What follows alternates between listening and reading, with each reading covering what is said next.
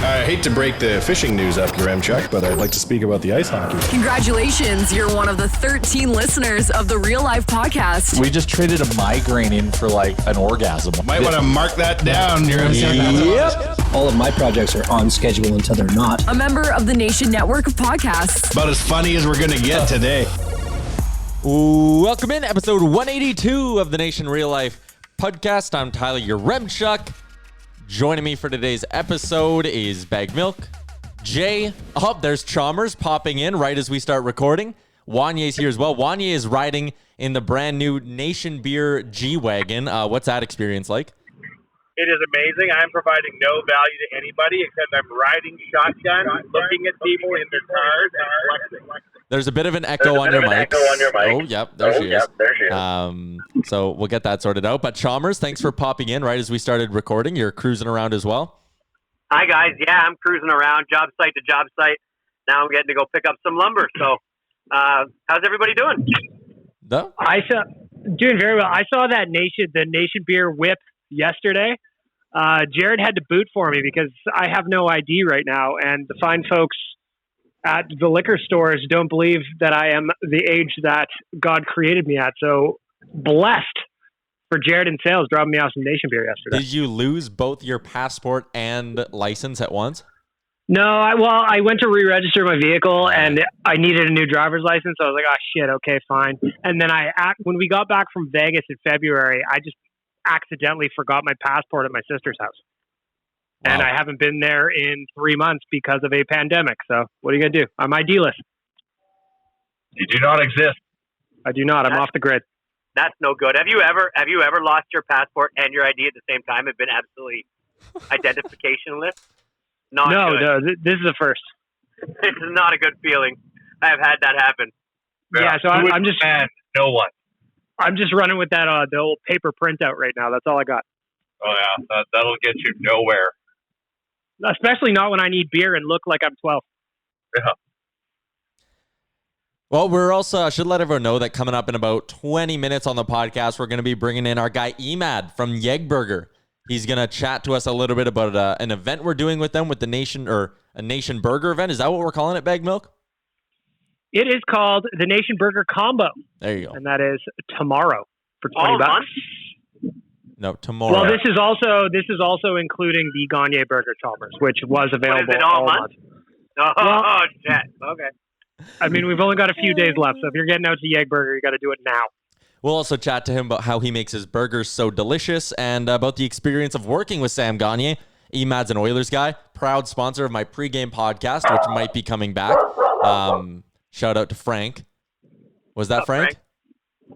Was that Hot Dog? That's then? Frank. That's Frank. I'm in the car. Hot Dog is nowhere to be seen. He cannot disrupt us, even though he's going to try his best. Fair enough. But yeah, we'll be chatting with Emad in a little bit. Also, I want to get this out of the way off the start. You guys have been like teasing NationCoffee on all your Instagrams over the last few days. As someone who is not in the loop when it comes to this kind of stuff, can you explain to me what is NationCoffee? Is it actually happening, or is this a hoax? Nothing is a hoax with us. Okay. We're teasing. It's happening. Any more details, or we just know Nation? You want more context? I don't know if this still stayed secret or not. No, we have partnered up with a fantastic fucking roaster, and we are partnering up and launching a NationCoffee with a suggested serving size of 5 cups, and we're going to start selling this stuff hopefully middle to end of next week. We're just getting the labels printed. NationCoffee is a thing. As Wanye perfectly coined, it is the perfect cure for a night on the NationBeer. It's synergy at its finest. We can't wait to launch it. I've tried the coffee. Being a bit of a coffee snob, I do enjoy it, and I hope everyone else does, and I can't fucking wait to launch it because I'm very excited about this. So question, this is just like is it kind of like one of those Rockstar type pre-mixed coffee things you get in a can? No. Oh. This is legit coffee. So we're going to sell it 2 different ways, and that's we're going to sell it as beans or sell it as ground. So some people like to grind their coffee and then make it. Some people don't have a grinder, like Wanye and myself, and we need the ground. So we're going to be pushing it through that. And then depending on the success of it, there might be some other applications that we might apply with it. But no, we're taking a run at Folgers because fuck Folgers. That's what I say. Is that going to be best the part motto? of Wake. Yeah, I think so. Fuck Folgers? Sure. Yeah. But now that we're kind of moving our way through all the housekeeping, should let everyone know that the Real Life Podcast, as always, is brought to you by the fine folks at Japa Machinery Group. Check them out online, japamachinery.com. They're part of the XCMG group. They're also a certified Cummins dealer. What I like about them, I say it every time, you go to their website. If you like doing things online, you can hit the Get a Quote button, or you can call them directly, 780-962-5272. They're always accessible. If you call them at 3 in the morning, they will, maybe I shouldn't make promises that I personally can't keep, but I believe if I called Jap at 3 in the morning, they'd pick up for me. Absolutely. They'll just forward their phone to you, Tyler, so you can own up to the promise you just provided. If that's what it's going to take to keep Japa happy, I'm willing to do that because I love Japa so much. The big item, I suppose, for today's podcast is Edmonton as a hub city for the NHL.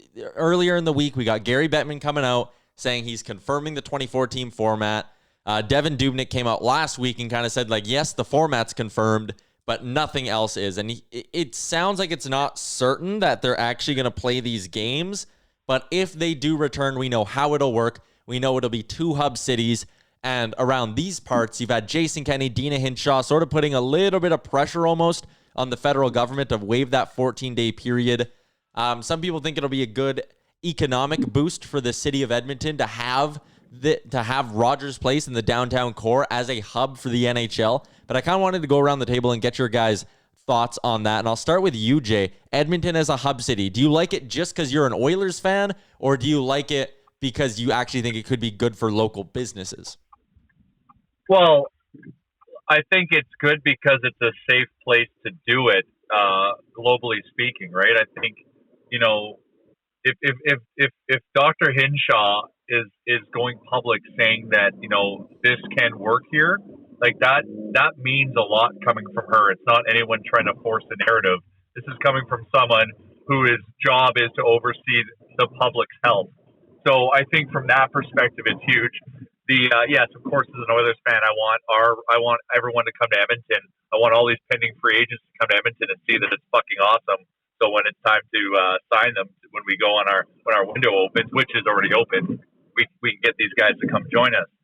As opposed to the economic thing, that's helping the economy. That's up for debate. Obviously, there's going to be a ton of money flowing in.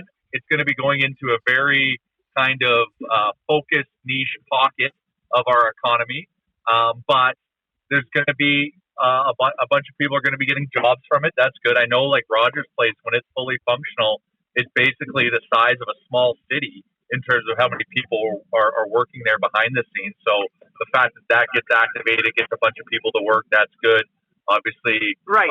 Let me interrupt you for a second. There's not going to be fans, right? No. Well, okay, so obvious. They're only going to need like rink staff and stuff. So my real question is what section of business and commerce stands to be affected the most by this happening? There's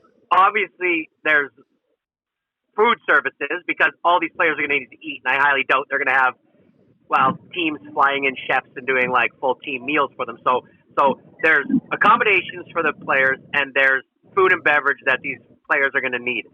Is that who stands to benefit the most? Like, actually break down who stands to benefit from this happening in our city, because I have yet to hear anybody do that for me.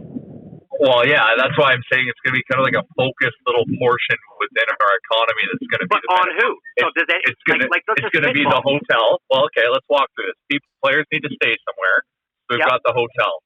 So the hotel is going to need to ramp up their staff because they're going to be at full fucking capacity during that time, which is probably going to be unforeseen for them. And so they're going to have to level up staff. So that's a good thing. That's jobs.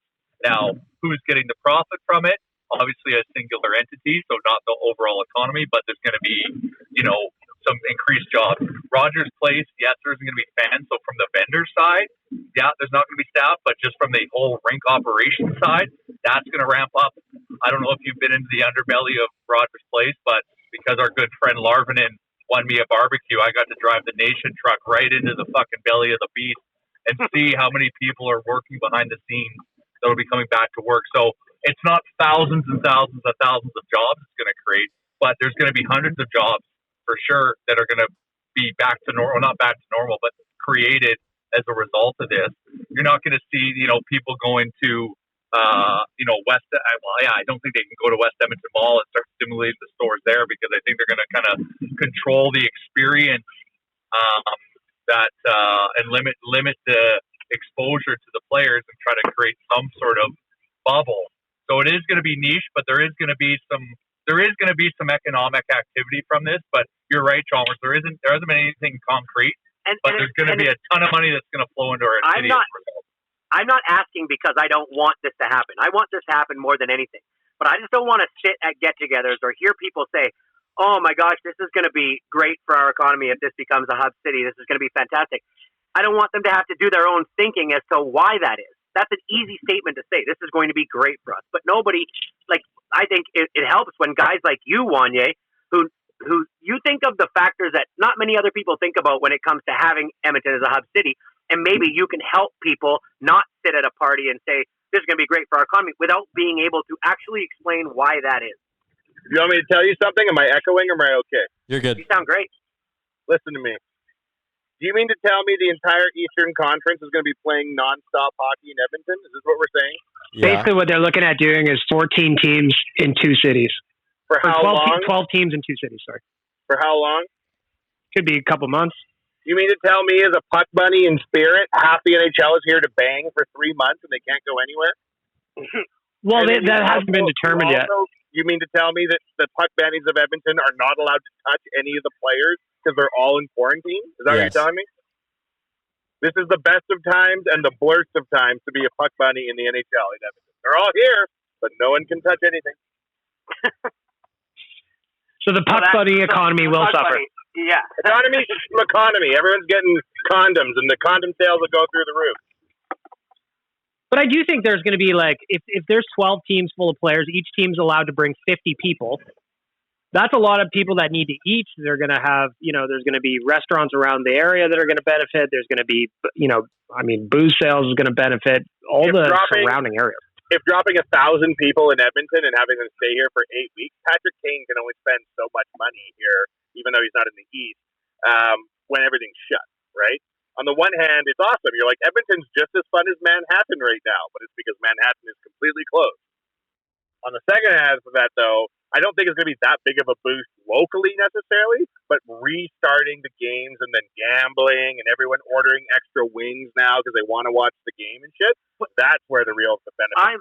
I'm going to eat after I play golf these days, and we're walking around our golf course 6 feet apart, and everything is great.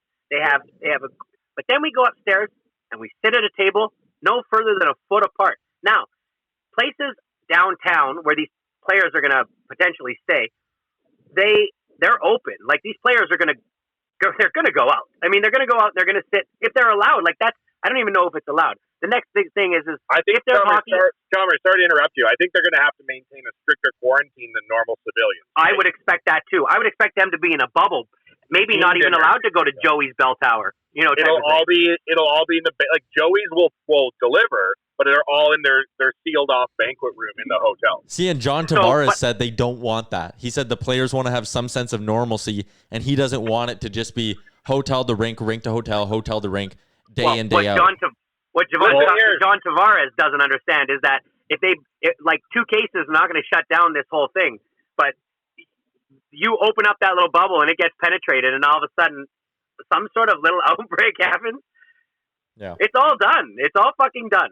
Bundesliga isn't skipping a step, and they're getting some cases are kind of bubbling up or happening. It's been minimal. They had a whole team go on quarantine. Oh, there you go. So they're going to be resilient through this, but also they're not locking them in just the rooms and just the dressing rooms. John Tavares, you jerk.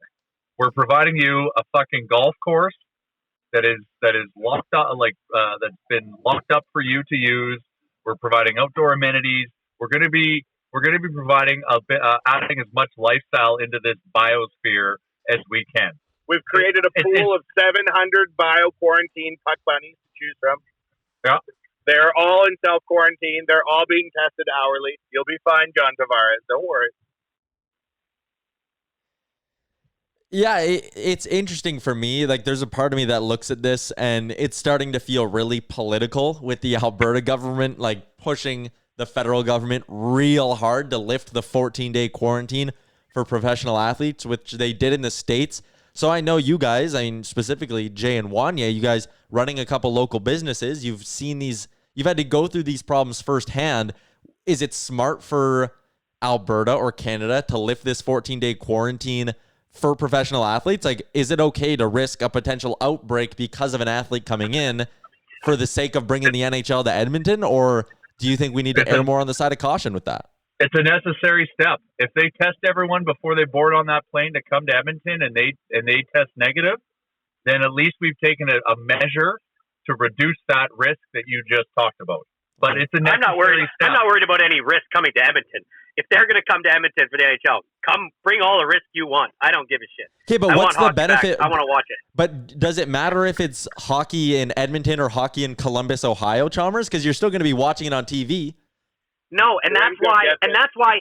So that's a perfectly set up argument for why when I'm sitting at a barbecue, if somebody says to me, it's coming to Edmonton, it's going to be great for the economy, I can say, it's better if it just goes to fucking Montreal. I don't care if it's here. We're going to get the same thing. We're going to get the money. Or we're going to get, the hockey. The NHL is going to get the money that they need to sustain. And our economy is going to lose that tiny bit of, the uptick. But at what risk were we getting that uptick? So, yeah, that's what I want people to not just say it has to be here because the economy is going to benefit from it. The economy is going to benefit from it regardless, because I'm more likely to go to Joey's and watch a hockey game in the bar than I would be before. But there's another point just to be made that we're also talking about. The NHL is still in phase 1 of 4, and we're on May 28th, and we're talking about nothing hitting the ice until at least July. So between now and July, a whole shitload can change. In terms of just like freedom of what the players may or may not do, how Edmonton's looking in terms of COVID cases. There's a whole lot that can change between now and then.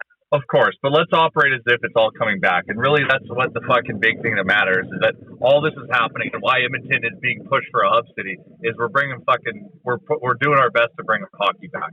But if you want to talk about the long tail benefits of Edmonton being a hub city, Edmonton is going to be put on blast and documented from 14 different fucking U.S. markets that have no fucking clue who we are and where we live and how good it is. So there's going to be some branding and long-tail marketing benefits from having the teams play here, because these markets don't have a choice but to hear about Edmonton for 2 fucking months, and that's a real benefit. Sure. So, but what if it goes poorly here? What if the 2 arenas, like they have obviously Rogers Place, and then that other little arena that the goddamn, I don't even know what downtown community arena. Yeah. So that they play there. But where else are they going to play? They could practice at McEwen is right there. Nate's right there.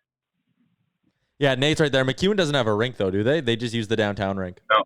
Yeah, exactly. But so, yeah, Nate's right there. You could quarantine off Nate or that rink, and you could have teams just bussing there from their hotel and just using that as a practice-only rink. And then you could have the downtown community rink. Oliver's there as well, though that might be a little bit too small. Oliver? Holy Christ. Well, couldn't even get 2 novice teams in Oliver. Hey, what's the perfect solution? There isn't one, but at least downtown we've got 2 arenas smashed together and like 3 others within 10 minutes of where they would be staying. I understand what you're saying. I also know that you have rose-colored glasses on when it comes to this city being able to host anything. And when I think of 14 teams coming here, it scares me. It makes me nervous. What's the limitation? What limitation? I don't know what you mean. Like 8 teams. You're saying Edmonton can't do it, so why can't we? I'm not saying they can't do it. Well, you're not saying it. I'm not. I'm saying that it scares me. I'm not saying that they can't pull it off. But like, why does it scare you? Of all of us on the podcast, you're the one that's out and about probably the most. Not in that regard. It scares me that they're not going to be able to, that when they finally get here and the hotels are up and running, not the disease doesn't scare me, that type of thing. The virus, that doesn't scare me. What scares me is that these teams all come here. The plan is laid out great. They get to they go and they're practicing at the arenas and it's not working. It's not fucking working. The 14 teams aren't getting their shuttles on time. They're not getting to their practices on time. They're getting pissed off that they're not prepared for their games. The games aren't happening, and there's logistical problems that they run into. That's so then what whose fault is that? Is that the city or is that the NHL? Because the NHL is pulling the levers and running the logistics. Call it whoever's fault you were. I'm not sitting here. I'm not trying to figure out whose fault that would be. What I'm saying is if they come here and it's a fucking disaster, it's worse than if it comes here and it's worse than it is if it comes here and it's a huge success. The benefit. What do we get? What do we really get out of it all? The fact that we get to say we were one of the hub cities because we were great at keeping this thing under 600,000 confirmed 600 confirmed cases in this city since this whole thing started.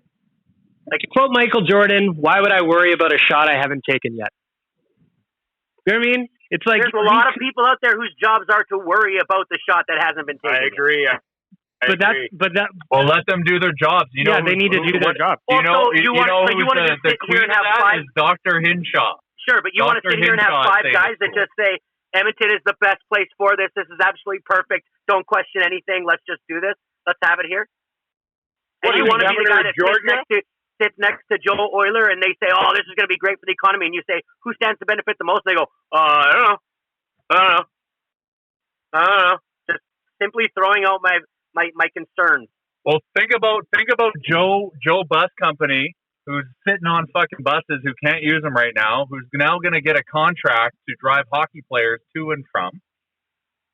That's a fucking win. Think about the hospitality sector that needs to feed these guys. That's a win. I'm not saying this is going to cure our economy. It's going to provide benefit. You can't argue that. It's tough to quantify. It's going to be minor. But the big thing is Edmonton is a safe place to do this. And if the mission is to get hockey back, that's why Edmonton should be picked. Sure. I just don't want all of that to happen. And then 80% of the players from the teams that come and stay here that aren't Oilers go, this place was a fucking shithole. It was, and Edmonton becomes the face of of what didn't work about it. I just don't want that. Edmonton in August is as nice as it gets. I mean, of course, and they'll be in the nicest spot in Edmonton. That's not my point. My point is if they come here and the experience is absolutely awful for them. You're worried that Edmonton's going to get unfairly blamed for something the NHL does. 100%. Thank you for finally seeing my point. Thank you for properly articulating it instead of shitting on Edmonton like Chalmers is. Who is shitting on Edmonton? Fuck, you always do that. You don't like Edmonton. It's quite evident. If I didn't like this place, would I have fucking lived here my whole life and never left and never gone? Buddy, this is my fucking home. This is my home. And that's why I'm protecting it from this. That's fair. Chalmers loves Edmonton. He loves it for fair. My question, though, would be, if Edmonton does get nominated as a hub city, don't you think anybody involved with that process would want to go to 110% to make sure that whatever you're worried about does not happen? I hope so, and that's why I hope it's here, and I hope it goes great. We can't all just sit here and be fucking Jay. Of course I hope it's here. I think it would be awesome, but you can't. I can hope it's here, but at the same time question why it shouldn't be, and question how they can fuck it up. I don't just look at things one way like you sometimes, where I just go, it has to be here because it's the best place on earth because the River Valley is beautiful in August. That's not going to get the fucking job done. That's not what I'm saying. An accidental beach showing up isn't going to get the NHL and this whole thing to go perfectly. The fact but that's not what I'm saying. That is what you're saying. Fuck that's you, Chuck. How the fuck do you think that's a hot take? Because I just think this is all so fucking funny. It's also why I throw the best parties. I throw the best parties because I think of every single person that's coming to the party and how they're. Maybe one of my friends likes ice a bit more than the other one. Maybe one of my friends like Coke Zero. You know, you're the one that has parties and you have Jolt Cola and that's it, bro. Because you don't think of all the shit that could go wrong. You only think of Look at my body of work. Little Brick Cafe. Let's see. Is it as successful as it is because we sold Jolt Cola? Or did we put a lot of effort Oh my God, the it's shit a metaphor for how you look at the city, JR. Jesus Christ. This is great. I think This is why Chalmers is on the show, because Chalmers has been ranting like this since he was 14, and he finally showed up. The only Chalmers listening is us. Now Chalmers is ranting with a good side of money. Now it makes way more sense. Good job, Chalmers. You're welcome. But see, what's going to happen from this is people out there that tweet us on Twitter, or like that get us on Instagram or hit us up on Twitter. They're going to say Chalmers didn't want it here because they're going to be wrong. Chalmers does want it here. Chalmers doesn't want it here. I just tweeted Chalmers doesn't want Edmonton to be a hub city. I already liked it. I liked it too. Okay. Hey, anyway, everyone, fuck. Let's talk about Twitter voting right now. Please, everyone should fucking Mums Don't Air. Chalmers, if there's one thing we can actually side with here, is how Mama has been a good lady to us and how she makes a great donaire, and she's in the battle of her life to try to win the David region, and that's another reason why the NHL should have Edmonton as a hub city, because of Mums Don't Air. So I'm going to once again put my neck out here, and I'm going to say Mama Don't Air. I probably call four women in this world that are mamas my mama. Just it's like a term of endearment. I got mine and three others, and one of them is Mama from Mama Don't Air. She fed us for all of our years between 18 and 27 after the bar. It was like a staple in my life. Now, I love you, Mama, and our fantasy football trophy is named after this woman. She is she's a connection to us. Here's my thing. I've only ever eaten there maybe midnight on, okay? That's fine. I've never been there during the day. Does it hold up? Does it hold up as a daytime place? So JR. your indirect cousin, Whiskey Woman, yes, went to Mom's this week because she was on the in the bracket, and went there and said, the donaire was great. Mama was working and was beyond nice and so kind. Surveyor Brett went while he was working for lunch 2 days ago. Same review. Good donaire, and Mama is a saint. Well, you guys, before you guys continue on, you guys need to make a push here, because currently Richard's donaire is leading with 52.2% of the vote. What the hell is Richard? But that's just on Twitter, right? On Twitter, yes. On Facebook, Mama is also down at 45%. Chalmers, we got some work to do. Flex your muscles. I love donaires.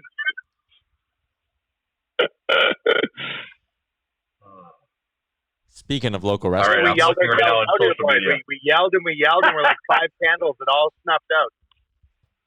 Oh, I just had an iced coffee popsicle, so I was vibing off of the caffeine there for a bit. That was a wild 15 minutes of podcasting, I must say. I barely said a word the whole time. You guys were just yelling.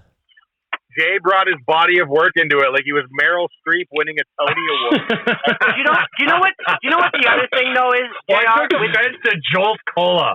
Oh yeah, but that was because you knew you were to be offended because it was right. You better point to your body at work when you're standing in front of the whole academy getting a standing ovation. Not right. About JR, by having this podcast, don't you think that to people that listen to it, that you owe them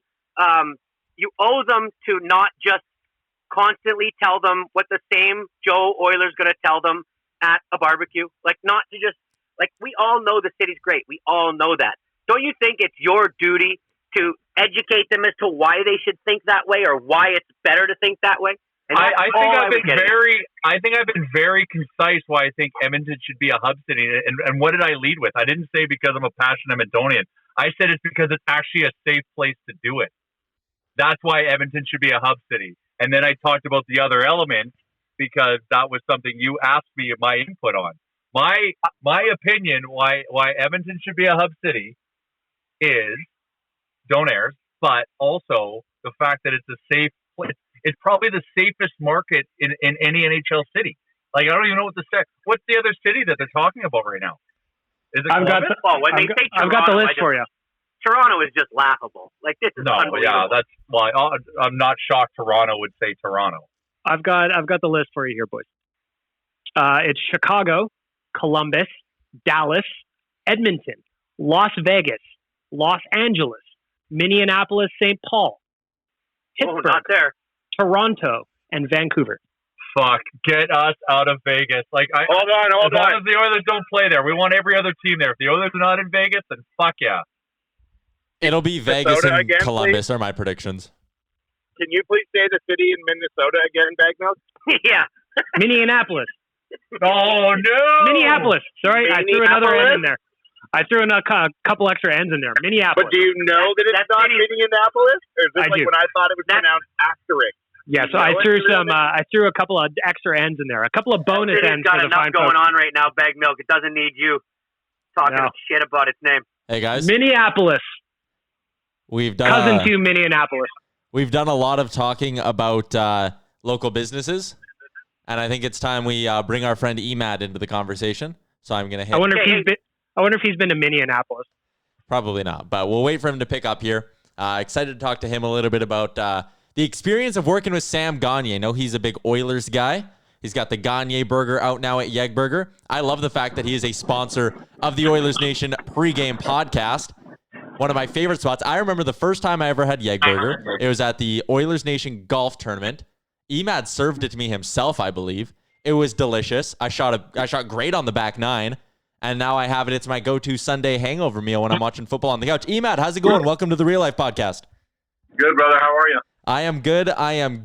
We are here to chat with you a little bit about the Sam Gagner Burger and the experience of working with Sam Gagner. For you, being a guy who, you're plugged into the local sports scene, Oilers guy, what was that experience like getting to work with Sam Gagner? You know what? It's been absolutely fantastic. Great guy. And everyone knows who is an Oilers fan, how tight he's been with the community and how much he loves Edmonton. So in the beginning, reaching out to him, we didn't think we'd get a response, but he responded, and the rest is history, Yeah, we had him on the podcast last week. He was great, an absolute gentleman. One thing that's come out of this, I mean, we've talked on here with Jay and Wanye about, what local businesses have had to go through, but there has been a bit of a community rallying as well with all this COVID stuff. How nice was it to you've always been great in the community, but to be able to do this with Gagner, but also help out an Edmonton charity as well, how much did that mean to you? It meant a lot. When I first opened the business, I never thought of this aspect of running the business. But to give back to the community like we always try to do. And then during the pandemic, it's been absolutely fantastic to try to help out and give back to the food bank. Because there's a lot of people out there who are in need. And, for us, we're doing okay. And living in this great city, we don't really have much to complain about. You mentioned when you first started YEG Burger. For those who are listening who have maybe never had a chance to check you out or haven't heard about you, why don't you tell us a little bit about why you started YEG Burger and what makes it so great? I had a passion for cooking, and I always wanted to open a burger restaurant. So prior to this, I was in management and operations. So I figured with my cooking skills and being around the kitchen for such a long time and my management skills, why not put both of them together? So I had a great passion for it. It's almost been 3 years now, and it's been fantastic. And what kind of sets us apart from a lot of the other places is that we use fresh ingredients on everything. Our buns, our bread is made locally as well. I pick that up every single morning, actually from a local Sobeys. So as long as we use fresh ingredients, I think we'll always put out a good product. I'll put the call out to the others on the pod right now if you guys want to chime in with a question as well. But that's what I love too. Like you go there, you not only get a good burger, you get a hell of a milkshake as well. And you always have the different specials running that we're highlighting on the pregame podcast as well. The fries, I think it's almost like the lead gets buried a little bit because I love the fries so much, but the burgers are tremendous as well. Talking about local business and that kind of thing, you mentioned you've done okay. Has it been just sort of an uptick in curbside pickups and all that? Has it been tough for you to kind of adjust to the new normal of not allowing a lot of people in the restaurant at once? Yeah, for sure. There's guidelines that have been brought out by Alberta Health Services that we do have to follow now. So we've opened only 3 of our tables. So we're at about a 30% capacity. I think we're going to leave it there for a while. But prior to that, like the last 2 weeks of March were very, very tough on us, as they were on a lot of other businesses. But the community has really rallied and got behind local businesses, and even myself. We're not open on Mondays, and I make sure on Monday I go support local. Emad Bag Milk here. First of all, I miss the buttermilk chicken so much. I need to come see you. It's been a minute since I had it. I want to talk about what we got going on tomorrow. It is a burger party. You can get a chance at the Gagner Burger, a token orange creamsicle and fries, $20. Tell us about how all these come together for you. You know what? Doing the token bitter milkshake has been awesome. I was surprised on how well it's been doing. We're going to keep that milkshake for the month. But putting that all together was, okay, another local business with token bitter, doing the Sam Gagner thing, giving the community and our followers and our customers a little bit of a break on the price. And then this way, $2 from every combo goes to the food bank. And we already ran this promo a couple weeks ago. It was very successful.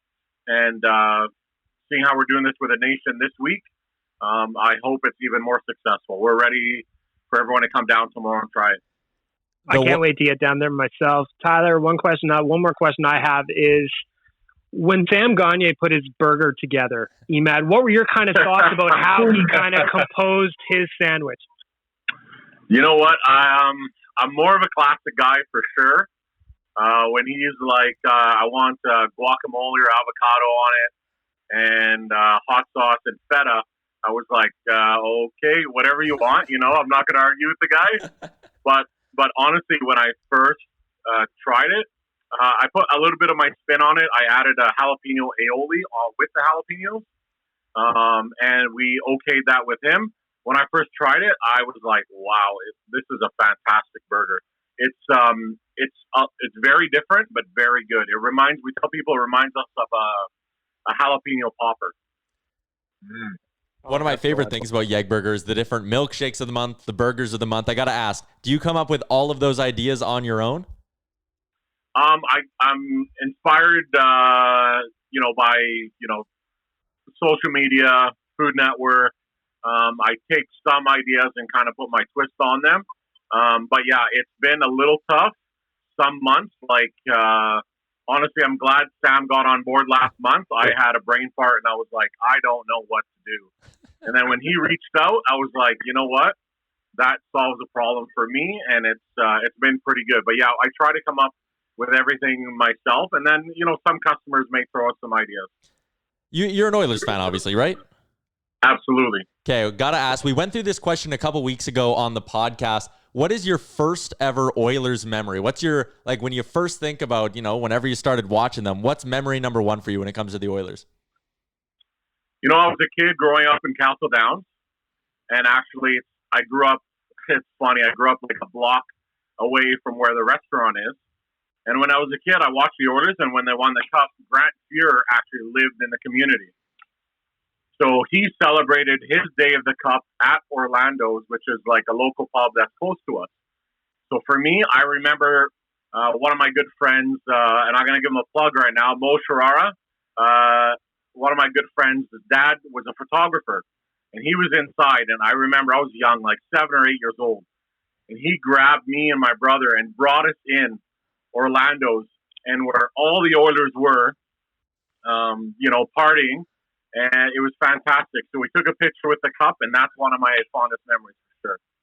That's good stuff, Emad. We really appreciate you giving us some time. Quick plug for everyone out there. Go follow their social media, YEG_burger, and go grab a Gagner burger with the Nation package even before the month is up. It's all going to a great cause. Thanks for your time today, man. Appreciate it. Thank you, guys. Appreciate it, too. Thanks, Emad. Thanks, Emad. Yeah, you're welcome. Cheers, boys. Cheers. I got to jump in here and just say I've had the Sam Gagner burger, and it's delicious. Yes, it was, when I looked at all the ingredients, I was like, how is this all going to come together? And then I went and had it, and it was unreal. So good work on that. Good work, Sam, being such a culinary genius. I hope you do become a burger chef when your career is over, much to Shomer's chagrin. But go support YEG Burger tomorrow for that great deal, because it is the good. 100%. Thanks again for your time, Emad. Always appreciate it. All right, so we had Wanye and Chalmers dip out during that interview, but that's all good. I loved his story about Grant Fear there. I know I was nervous asking it because I was like, oh man, I'm kind of putting him on the spot here, but he had that one ready to go.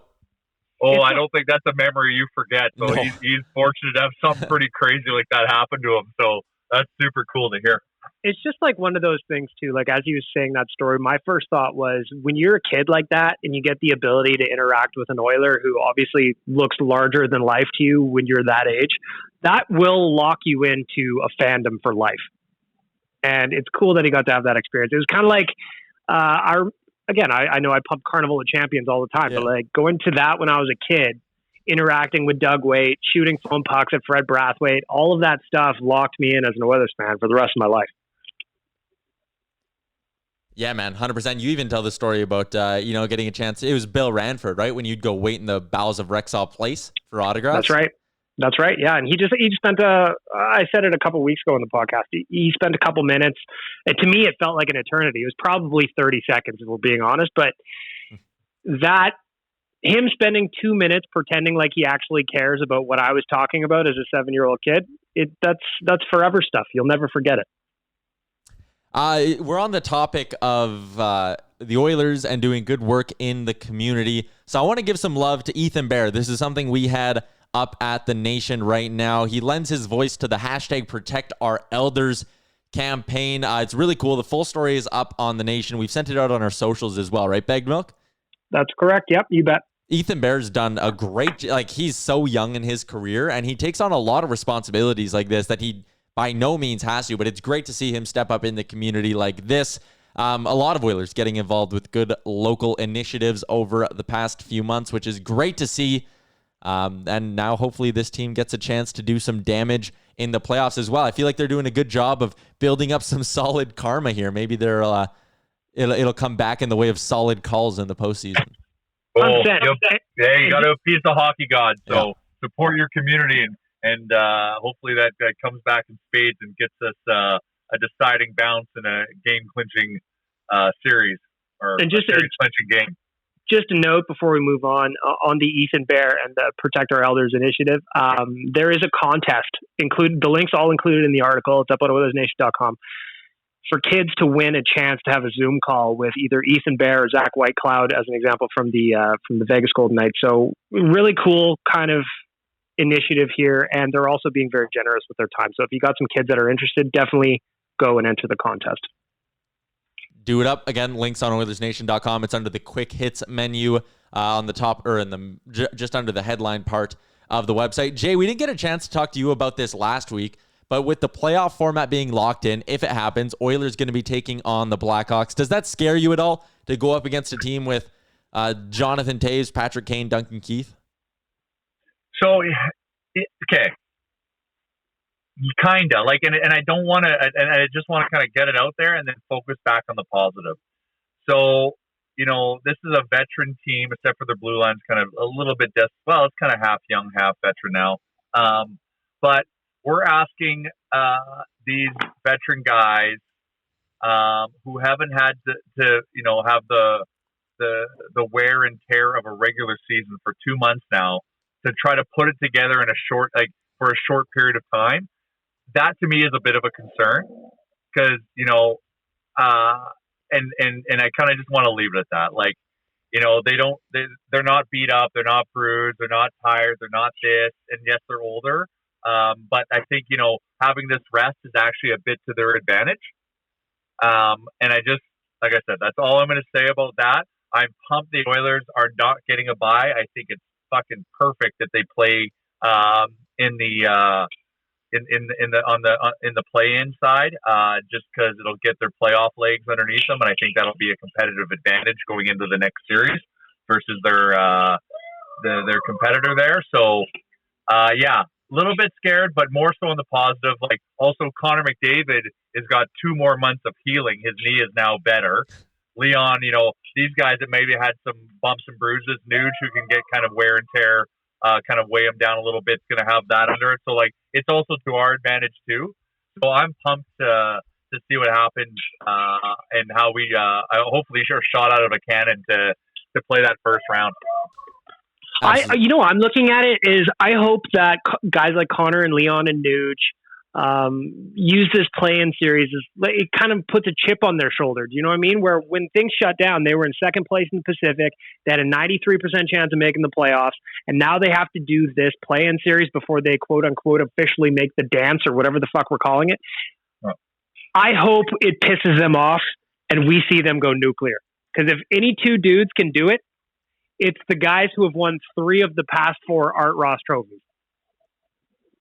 Hell yeah. And a big congratulations to Leon on winning the Art Ross trophy now that that's all official. The one thing I'll say, if I take my Oiler fandom out of this and just look at this series from a hockey perspective, I think it has a chance to be wildly entertaining. Like, I would be surprised if we got a 6-5 game somewhere in there, just because the Blackhawks blue line isn't great. Corey Crawford is inconsistent at best at this point in his career. And with the Oilers, again, like Koskinen and Smith, they've had a few stinkers in their time. So I wouldn't be surprised if we get some high-scoring games. And win or lose, I think it'll be entertaining, to say the least. I can't wait to see playoff Leon again. God, I love him. But the only concern I really have, to be honest, Tyler, is goaltending. It's just, and I don't think that Oilers fans are the only ones that would have those concerns. It's just, if you haven't played hockey in 3-4 months by the time they actually get back on the ice, everybody's going to be rusty. So we're in for some sloppy hockey. And that's what I mean. Like, the Oilers have every reason to be concerned about their goaltending, but so does a team like the Hawks. So it's, oh man, it'll be a ton of fun. I was looking through the series a little bit today, and they're like Calgary, Winnipeg. As much as I hate the Flames, that's going to be must-watch TV. That series is going to be killer. Oh yeah, Calgary is in tough. They're in tough because Winnipeg's got playoff meat, if you know what I'm saying. So they're going to get pushed around. And they have the potential Vezina Trophy winner between the pipes as well. Maybe we should, you know what we should do before it starts up again? We should get our good friend Brock Sagan on from Daily Faceoff. Get him to do like a nice preview with us. 100%. There you go. Look at and I talked to Brock the other day too. He is just itching for things to get back going again. I remember when we had him on last summer and he was talking about, I think we were even talking to him about this off the air, but he was like, yeah, it gets like, you know, a little tough during the season. It's 5 o'clock to always be going and updating the goalies and making sure the power play lines are right. But man, I'm sure that guy wants nothing more than to be interrupted during dinner to update the starting goalie of like the Pittsburgh Penguins on a Tuesday night. 1,000%. And also he's tired of losing to his misses in the Olympics that they're doing, the intramural Olympics that they're doing in his yard. All right. Wanye and Chalmers already dipped out, but Bag Milk, Jay, thanks for sticking around. Thanks to Emad from YEG Burger as well. Boys, have a good weekend. We'll talk again on Monday. Are we teasing the special guest? Oh. Or should we just say he is one of the most recognizable Oilers fans on the planet? Oh, that's big, but sure. I think he is, though. That's pumping tires. I like that. Big get for us. We're going to be pumped to interview this person on Monday, and I hope you guys will enjoy. Check him out on iTunes. That's all I'll say.